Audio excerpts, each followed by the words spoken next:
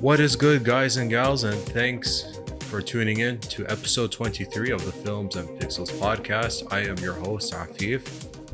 And look, I know it's been like, 2.5 weeks, almost 2 weeks. So sorry for the absence, but, I admit, aside from, yes, being busy, it wasn't hard to do both at the same time, a day job and nighttime podcast, but also, I don't know. I kind of lost a passion for a bit, But hold on, gotta fix something. Okay, yeah. So as I was saying, like I kind of lost the interest for a bit, but seeing that it's still something that gives me joy and excitement, I guess I thought, yeah, just get back into it for a bit. But yeah, I already like prepared topics anyway that came to mind. I did want to review Jurassic World Dominion, even though it came out 1 month, but whatever. I did see it like early July. And a strange situation regarding Disney. Could they lose copyrights to Mickey Mouse, and which one specifically? I'll explain that further. You're not going to believe one of the most surprising collaborations in Arabic pop music that became a hit everywhere. Also, Nintendo going to animation. I'll talk about that. Plus, I want to give my thoughts and recapping a little bit of this year's San Diego Comic-Con. But yeah, like again, if you haven't seen any of the previous episodes or anything like that, please go ahead and check them out. Like, subscribe, follow the social media channels, pages.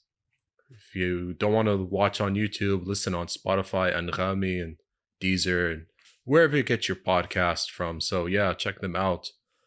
But again, for those sticking by, even if you're just 2, 5, 10 people, thank you. But yeah, without further ado, let's get going. So it was early June, it was actually early July. And it was also Eid Adha holidays, and I decided to go check out Jurassic World Dominion. Even though initially I backtracked my ideas, seeing as there were negative social media reactions to the movie, even getting a 37 Metacritic score. So I had my reasons for being hesitant and pessimistic, and it was clear that the final film of the Jurassic World trilogy and even the whole Jurassic franchise movie was a complete disappointment and a major letdown, and even being ranked as one of the worst films in the franchise. And dare I say, possibly the whole year. So anyway, I just decided to go, and despite the pessimistic reactions, I would say tolerable at best, somewhat mediocre. I do have a few issues that I've noticed that did drag the quality of the movie down a bit, but I will mention some good elements as well that I did like. Of course, once more, as you can expect, some fictional scientific research corporation doing something with dinosaurs, re-experimenting DNAs and whatnot, and figure out genetic codes and all that good stuff. Except this time, while there are dinosaurs, they were experimenting with insects known as the locusts for a reason or another, while they're all trying to get used to dinosaurs roaming around the world and the urban cities and all that ever since the previous film, Jurassic World Kingdom, and all that stuff. So whatever they could be doing could causing harm, and of course having black arm dealers for money and even kidnapping creatures. So you get the whole idea. So it was just kind of hard to take them seriously, as they're just meant to kind of be problematic and sort of part of the plot. But at least it kind of kept the story moving. So again, I don't get the whole emphasis on some sort of insect like the locust as really being the driving force of the plot. While the dinosaurs didn't really matter too much, they still had their moments in most of the scenes, Most of the scenes. Although many critics did claim that there weren't too many dinosaurs throughout the movie, whereas that's kind of true, but they weren't completely absent overall when watching. There's still plenty of moments, like even a motorbike chase, a couple of raptors chasing Owen Grady, for example, and even though They're clearly visible and impactful scenes, but just not overall important. They're like creatures just trying to survive through just to get for the characters to survive, just to go from point A to point B throughout the movie. You know what I mean? Whether it's Owen or I think Claire, played by Bryce Dallas Howard, or Ellie Slater. But yeah, I'll talk about the new and old cast as well, and I kind of like that idea. And even this child known as Macy Lockwood, how like she's an important part of the movie, seeing as how she was genetically cloned child, and more of her backstory is revealed, trying to extract her DNA and trying to get more of it, you know. So, and her presence in the film is vital, as she's really the one that somehow connects all the cast members together, or at least the cast members from old and new trilogy. So that was important, you know. Also, another thing, I really like DeWanda Wise as Kayla Watts. You know, a pilot who does smuggle cargo and all that sort of stuff, but she does have a moral code, and that kind of impacts her character arc throughout the movie. Seeing Maisie taken away, finds herself in a situation where she does help both Owen and Claire to get to Biosyn. Now, for Owen and Claire, Maisie is like an adoptive daughter, not biological, just for those that are lost. Kind of taking care of her because they know that she'll get kidnapped, and that's exactly what happens early on. I kind of liked how, like, Kayla, more than anyone, showed her strength as a character. She's not a weakling among the group. I didn't really like the acting for both Owen and Claire. Chris Pratt and Bryce Dallas Howard, they just weren't very impactful or convincing actors in this movie to me. I don't know, I didn't like them very much, especially like their body language. It just seemed kind of rigid, you know what I mean? And you know, like, I know there were moments where Claire's trying to be this brave woman, but she's just not tough like Kayla, at least to me. You know, it just wasn't convincing for both of them throughout the movie. Maybe the momentum was halted from COVID-19. I mean, I don't know. That's what I'm just assuming, you know. That's my best guess. Although it was good to see Laura Dern, Sam Neill, and even Jeff Goldblum in this movie. I liked seeing them again. I will confess, even to this day, I didn't see the second and third films of the original Jurassic Park trilogy. It's clear that the first one is definitely much, much better. But in some ways, they haven't really lost a step, so that's good to see. Another familiar cast member who seems to always get involved in one way or another, it's definitely B.D. Wong as Dr. Henry Wu. He always seems to be in the middle of something, scheme involved. His role has always, it's kind of been dialed back, but like, he's more like someone who admired Maisie's mom, Dr. Charlotte Lockwood. Her studies of genetically cloning, re-engineering DNA genetics, and how she birthed Maisie as a single parent was important, so that's why she's kind of there. And the locust, if you try to pay attention, maybe it'll make sense, but to me, I'm just like, okay, whatever, I'll just go with it. And this is kind of like, because I think dinosaurs roaming freely among the human world and all that, so that's kind of the thing. But like, I knew throughout the movie, while Maisie was trying to escape from her kidnappers, is that she would be the link, as I was saying before. She was with Ellie and Sam while escaping Biosyn, and then they meet up with Owen and Claire. Of course, there's, what's his name? Malcolm, played by Jeff Goldblum. And then, of course, Kayla, the new newcomer. There was another subplot that was important for Owen. Rescuing Blue's baby raptor named Beta. Some people may remember that raptor Blue trained, cared for Blue throughout the previous two movies. So Blue is like this raptor parent of Beta. So Beta and Maisie were kidnapped in the movie. So I kind of liked how he made the effort to keep the promise. There were still some high octane scenes in the beginning, in the middle, and the end, especially the end. But that was it. Like, to me, it ended in a way that was kind of like a dud sort of thing. It sort of reminded me how, Star Wars, The Rise of Skywalker ended. And you know what's kind of ironic? This movie was directed by Colin Trevorrow, who was initially supposed to direct The Rise of Skywalker. So who knows how things could have turned out, but um, it wasn't entirely great. It ended as it started. Still dinosaurs among Earth, still among the humans as wild animals, as if nothing really happened or changed throughout the whole movie. I don't know, like if somehow, depending wherever you are, if the movie is still in your local cinemas, and fine, check it out, but don't expect too much unless you just want to see a bunch of dinosaurs even battling each other at one point in the end. That's really it. Just, yes, they're still dinosaurs, but it's not like they were so important, at least not from my point of view.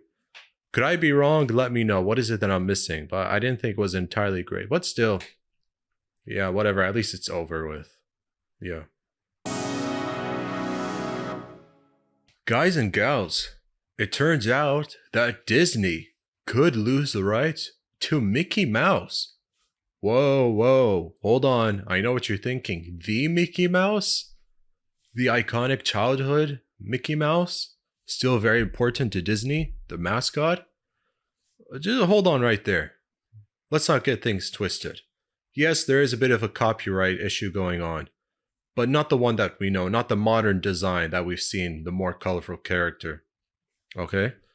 It turns out that it's at least going to be one of the earliest Mickey Mouse designs, introduced in 1928, known as Steamboat Willie. So this is due to US copyright for original works produced anonymously or pseudo anonymously that can last up to 95 years. So imagine the original Steamboat Willie, originally designed in 1928 and will go into public domain in 2024. So in 2 years, by the time it's January 2024, it's public domain. So this is crazy. There's the good news and bad news. Maybe they can trademark. There is a possibility that they can still trademark Steamboat Willie.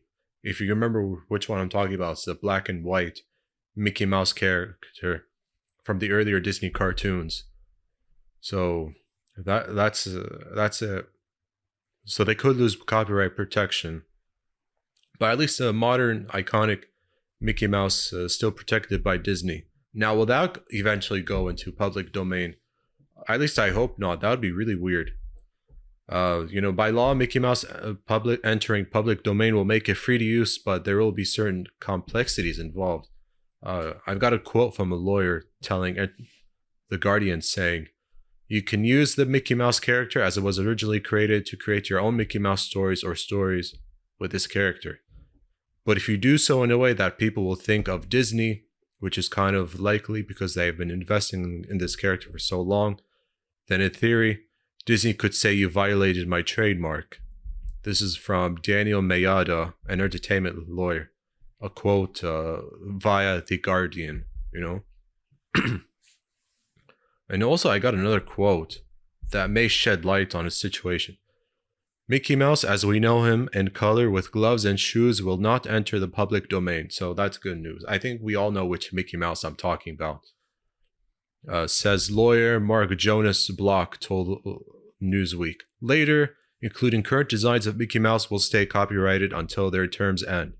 Also, Disney protects Mickey Mouse under both copyright and trademark laws.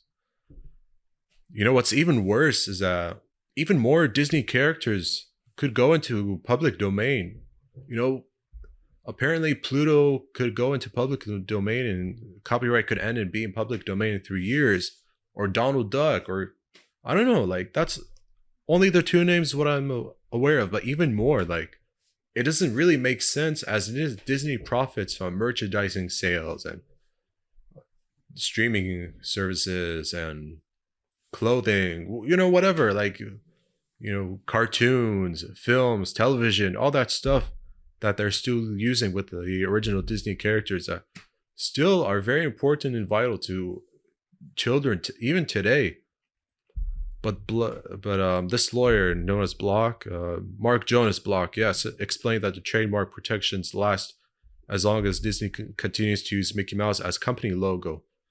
So as such, though derivative uses of Steamboat Willie version of the character may be used by others, Mickey Mouse will remain the property of Disney for the foreseeable future. So that's a good and bad news sort of thing. Trademark protection bars anyone from commercially using image of Mickey Mouse in a way that the products were official Disney products. So Steamboat Willie could still maintain some rights from Disney, but it could be recognized as a trademark. That's an important thing. Got something here. The first question is whether Disney is using Steamboat Willie is not just as a character, but also as a symbol of Disney, says Jane Ginsburg, a professor of literary and artistic property law at Columbia Law School in New York, tells DW. So yeah, similar recently occurred by the game. Yeah, something similar happened by the beginning of this year, actually, when Winnie the Pooh entered public domain. And yeah, I think we all know what happened by that point. So yeah, if anything, I would hope that Steamboat Willie doesn't become a horror movie character or an action hero or something. That would be really awkward or something. If it becomes like a Netflix or even a Hulu character, Hulu, Amazon, whatever, actually, I think it would make sense. I like the idea of Steamboat Willie for Hulu, seeing as Disney bought Fox's television movie IPs, and I think Hulu was one of them at that time, I think in 2019. So yeah, I think it's not a terrible idea if Steamboat Willie becomes a cartoon on TV by a company that wants to make use of it. But it's still like an uncomfortable and awkward situation if this is not something that stays with Disney anymore, So I don't know. I think that would be really weird how that whole situation may go. But yeah, it's too bad though that 95 years. I mean, wow. Who would have thought that something like that lasted so long? Something could come to an end after 95 years. A huge majority of us weren't even born at that point. That's crazy. Alright, guys and gals, it looks like to me, I could be wrong, at least I hope not, but Nintendo are now trying to enter the animation motion picture business, or trying to at least have animation studio of their own. I don't know, so here's the thing. Nintendo did announce that they've recently made a major acquisition by agreeing to terms with Dynamo Pictures, a company that have done work for 30 years in Japan doing CG animation and motion capture, which I'll explain a little bit of what they've done. And they're going to rename Dynamo Pictures into simply Nintendo Pictures, since it's going to be theirs, and sometime soon, later this year, the whole acquisition will be completed and all that. But they did announce it.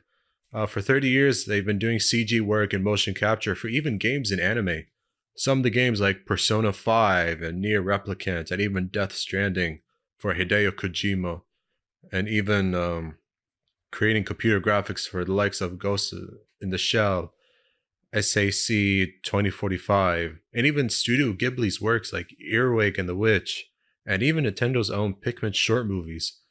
Oh yeah, and by the way, if you still don't know Studio Ghibli, I mean, yes, it is a Japanese anime studio for movies.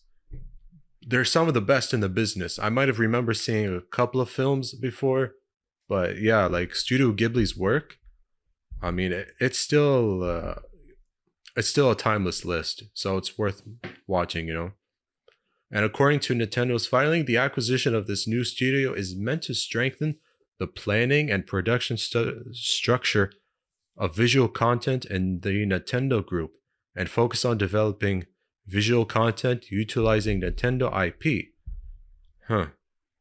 That statement is fairly vague, it's kind of vague to me. It's not really a surprise. I mean, the timing is kind of awkward. Like when you think about it, there's an actual Super Mario movie. It did get delayed, and there's already a voice cast with Chris Pratt, Seth Rogen, Anya Taylor-Joy, and so forth. So I thought that was kind of surprising as well, the timing.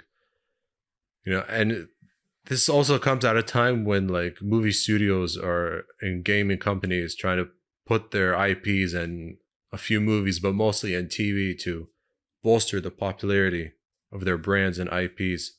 So yeah, it's supposed the buyout's supposed to be completed by October 3 of this year, actually.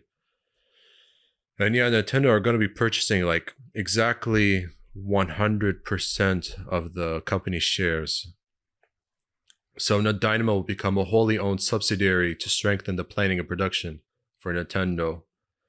And you know, the acquisition will only have a minor effect on Nintendo's results for this fiscal year. So yeah, may have an effect on Dynamo Pictures, but I mean, maybe a minor boost for Nintendo in terms of their financial reports for this fiscal year, however it starts. But yeah, Dynamo Pictures are going to be producing CG video content based on Nintendo IP, but there's no announcement, so that's the important thing, especially when you think about the timing, as I said, for this new Super Mario movie, delayed into next year. And it turns out, I think, yeah, Illumination Entertainment are, you know, producing and making this movie. If you know that name, think of The Secrets of Gru, Minions, Secret Life of Pets. Yeah, that animation company. So I just think that the timing is really interesting. And yeah, I don't know if this is Nintendo's way of trying to jump into the Hollywood fray of like more animation pictures and all that stuff, while trying to have something more outside of just TV and shows. At least that's going to be the plan. But also create new content for their games and even stuff for their theme park, which should come in the future, since there's been so much talk about a Nintendo Land. I think that may have been open or will open. But I like the idea of a Nintendo Land similar to Disney parks, you know, in California and Florida as well, you know. So I think that's pretty cool what Nintendo are trying to do, because like there's potential to like be more appealing for family friendly audiences and have more than like animation. So that's pretty cool. Like I can see how in some ways they could try to rival Disney in terms of like having more kids watch Nintendo stuff, Mario and the Zelda. Of course, we already know a lot of Pokemon anime, but that's more of a second party thing. Metroid, and so forth. So a lot of that could go to work, even Donkey Kong. So that's pretty cool. But I mean, like only, I guess that sort of acquisition may be more beneficial if it brings them the results that they're looking for, and more importantly, like you know, if more kids tune into it and recommend it by families.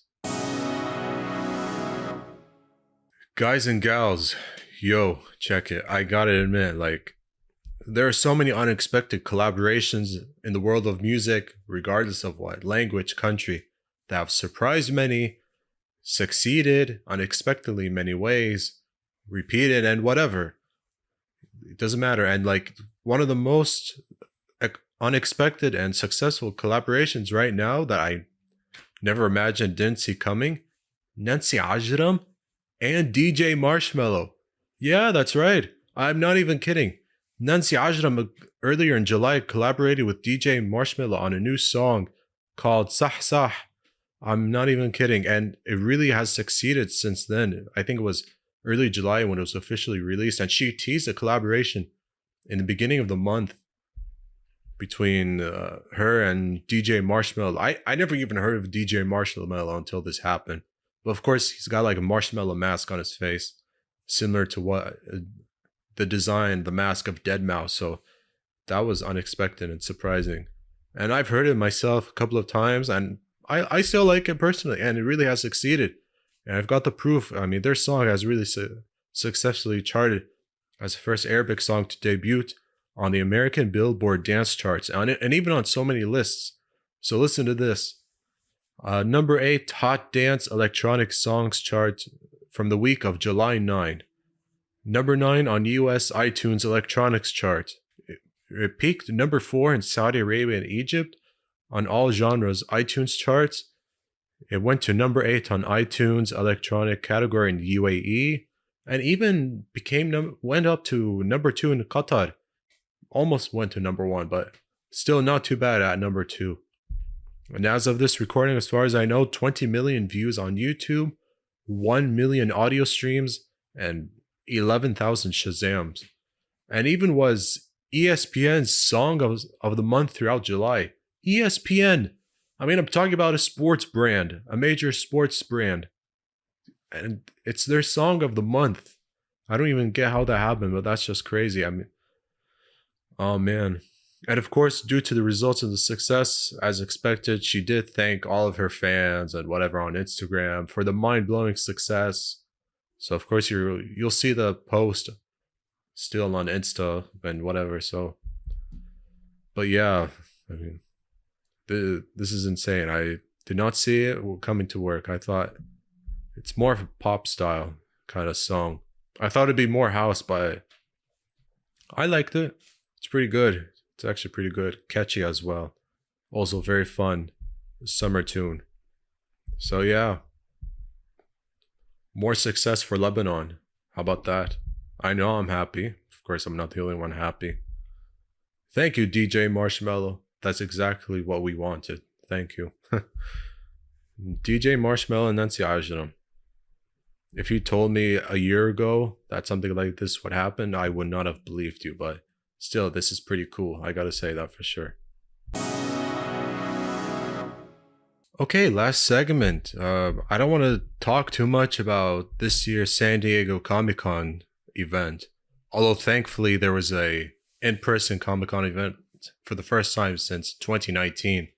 For obvious reasons that I don't need to go over. So it's good that Comic-Con is back again. Plenty of excitement. A few trailers, announcements of shows, TV shows, and all that. Of course, Kevin Feige brought the goods, as he should as well. You know, so that was good to see. One of the first trailers, I think, for Amazon Prime show is like a Lord of the Rings prequel known as Lord of the Rings, or the Rings of Power. And you know what? It really impressed me. It looked really good. Like, I don't know. It's coming September 2. So not a long wait, but while it is a prequel, there's a lot to like. However, I'm not sure, or maybe it can rival another prequel, Game of Thrones, House of Dragons prequel, I think for August. So it's an interesting timing for both fantasy novel, mega popular IPs that are coming in, like, I think one in August and another September between each other. But yeah, anyway, Warner Bros. Brought the goods. The Rock showed up in his Black Adam costume promoting the movie. I think there might have been another trailer, but I don't think so. But still, I mean, you know The Rock, how he is, Dwayne The Rock Johnson, bringing the flair, the excitement. It's what he is. It's what he's good at. Of course, something about a Dungeons and Dragons coming to Netflix, sort of stuff. A lot happened, but I really can't cover them all. But there was a trailer from DC regarding Shazam! Fury of the Gods. There was a second trailer. Look, it still brought that fun with it, so that was good to see it once more. I like the trailer, although Nas talked about it as Wakanda Forever, which I'll get to. But yeah, once more of Helen Mirren and Lucy Liu appearing in the film. Of course, the other characters. The kids also having the godly powers coming back. Jimon Bonsu, I think, yeah. Jimon Bonsu, of course, but there. I'm looking forward to it because I really liked Shazam last time I saw it in 2019 in theaters. I really liked that movie. It was very good. So I'm optimistic this one will be just as good. But let's see, yeah, what was supposed to be like Rick Grimes with The Walking Dead movie turned into a limited series, 6 episode on AMC sort of thing. Now, of course, the goods. That's Kevin Feige really laying the foundation, the work, the groundwork of Phase 4 through Phase 6. A lot of announcements for Phase 5 and 6, you know, like Blade, Ant-Man, Quantumania, Thunderbolts. Man, what am I missing? Like, so much happened. Even more TV announcements, even Daredevil Born Again announcement. Now, I don't, it sounds like a reboot, but not a fourth season.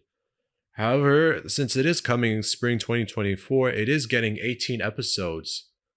A huge jump from like what was it, like 9 or 10 episodes, first 3 seasons on Netflix. So this is crazy, you know?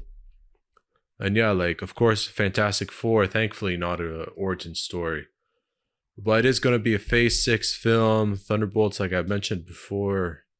I Am Groot's special trailer for Disney Plus. Wow. Oh man. Wakanda, Black Panther, Wakanda Forever trailer. Wow. That was something. The song, the raw emotions. Man, that was, I don't know if I'll be ready to see it when you think of everything that's happened, you know?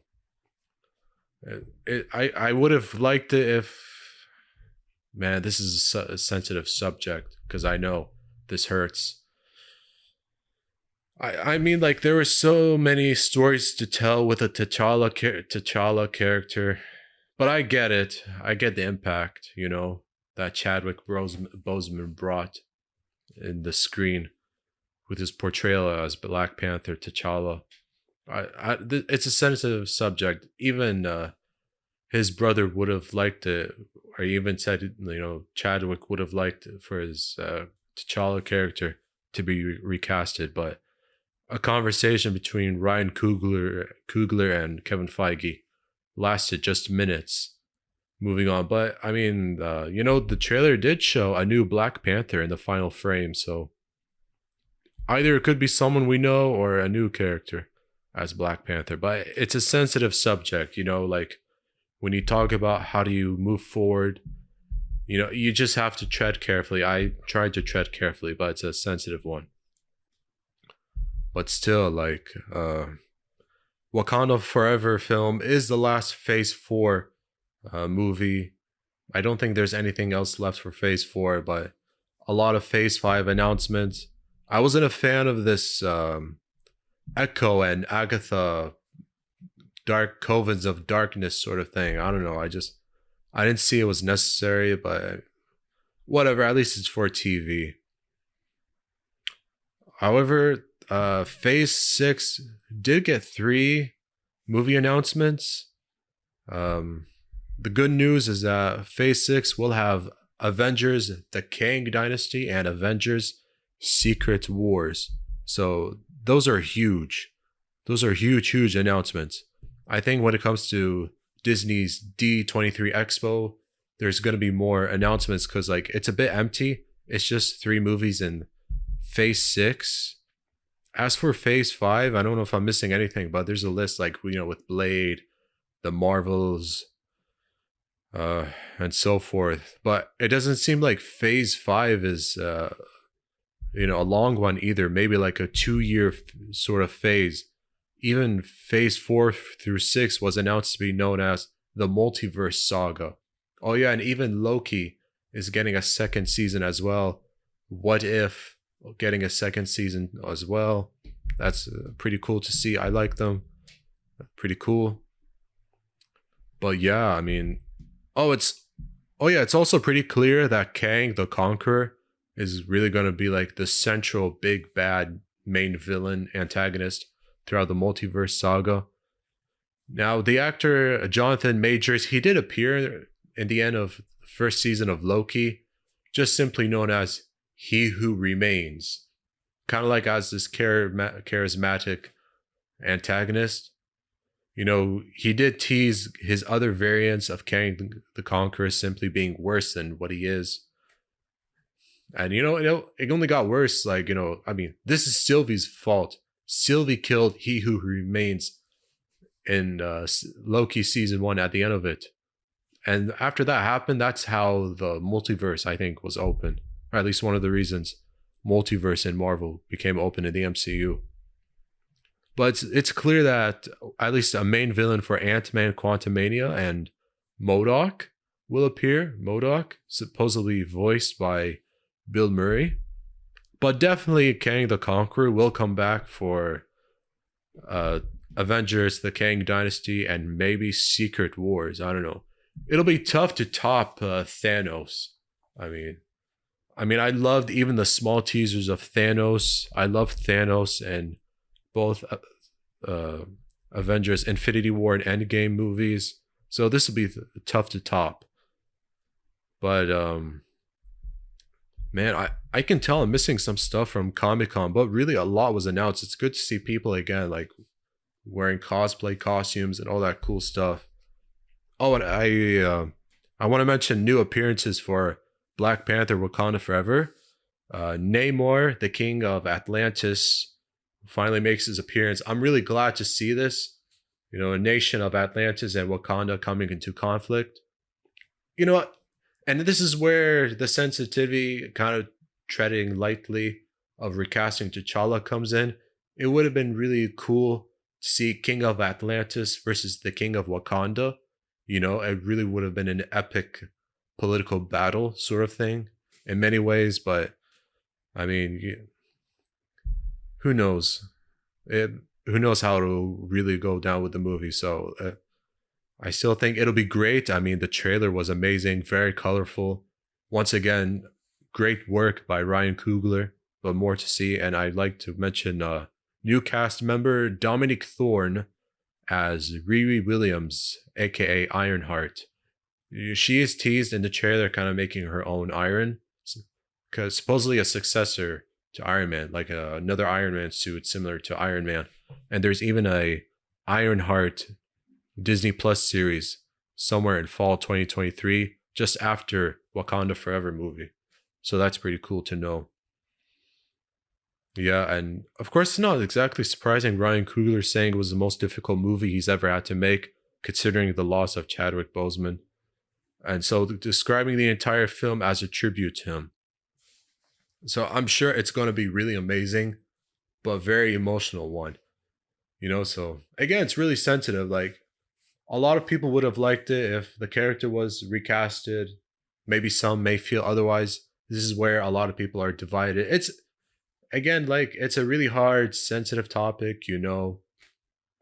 Yes, there have been recasts before, but this was in the phase one era of secondary characters like Rhodey and even Bruce Banner, because that Hulk movie in '08 was kind of a disaster. Edward Norton did not fit, whereas Mark Ruffalo clearly does. So at least recasting happened earlier, and Boseman's T'Challa was really impactful in every movie. Of course, not just in his solo movie.